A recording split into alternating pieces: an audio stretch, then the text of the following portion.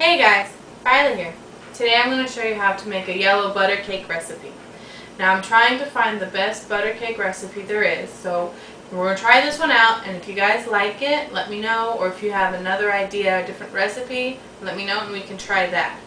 So we like the yellow butter cake recipe. It's one of the most versatile ones. You can add different flavors to it, vanilla, orange, strawberry, rose water, whatever you want.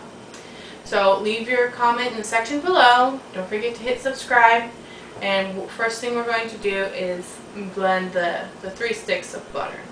Okay, so in a mixer we're going to cream together the butter and the sugar on a high speed until it's light and fluffy. Make sure that the butter is at room temperature and that you're not using margarine. You gotta make sure you use butter because the butter will give it that butter flavoring. So we're going to mix this on high until it's light and fluffy. The next step that we will be doing is on a medium speed. We'll add the eggs in, and you only add the eggs in one at a time into this mixture. Make sure that each egg is incorporated before adding in the next one.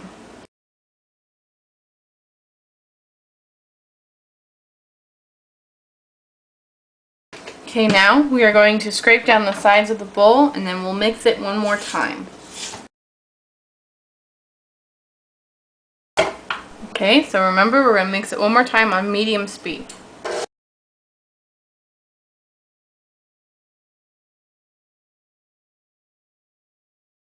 Okay, after everything's been mixed together, we're going to add in the flour mixture and we're going to alternate that with the milk. So we'll do 1/3 flour and then 1/3 milk.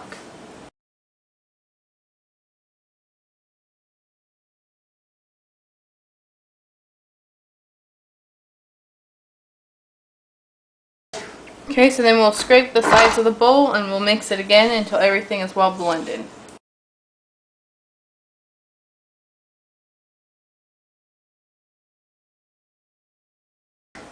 Okay, after everything has been mixed well, we can pour it into our pans. Okay, after our batter has been prepared, we're going to pour them into our pans. I'm using 2 round pans that I've sprayed with cooking joy. The baker's joy, which is like a flour and spray mixture. Otherwise, you have to grease it and then flour on your own. You're going to bake this at 350 degrees for about 35 minutes. So we're going to distribute this evenly between the 2 pans.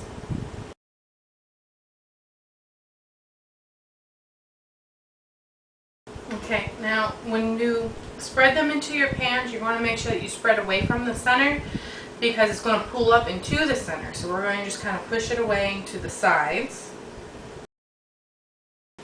Now remember, you use 5 eggs with this recipe, so that's a lot of raw eggs. So don't eat the batter, I don't condone it. If you do, it's at your own risk.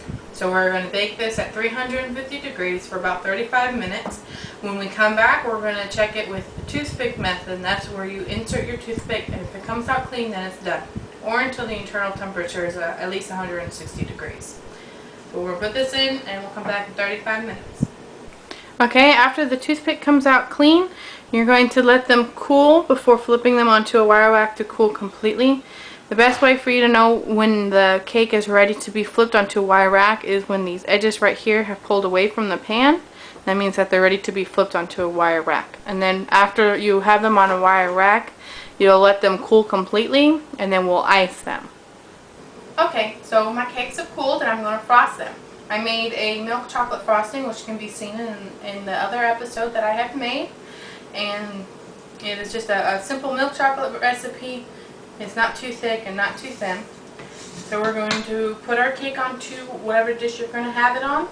Cut off the top if it did mound. It's real easy. That way it's nice and flat and it doesn't fall off.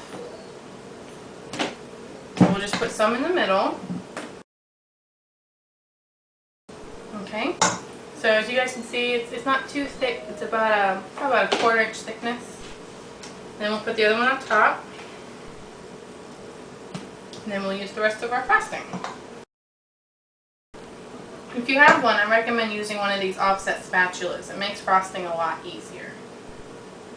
And they come in all different sizes. You just go around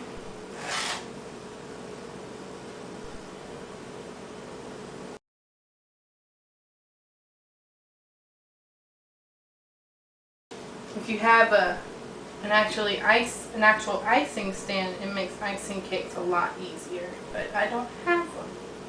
It's one of the only gadgets I don't have.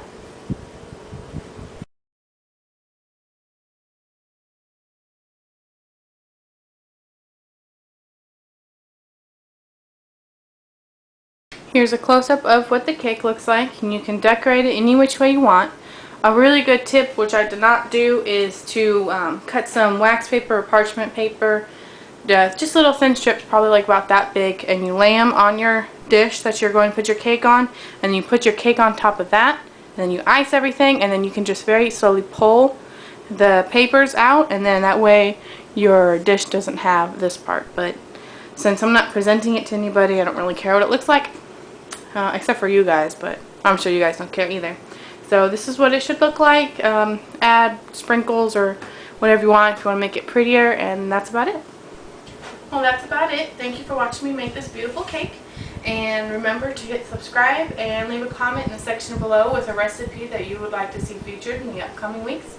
Share with your friends and let everyone know. And if you guys have extra frosting like I do, you can save it for future things. You can make chocolate chip cookies or something and ice them, or make like sandwiches, you know, cookie frosting sandwich. Delicious. So that's about it. See you guys next time.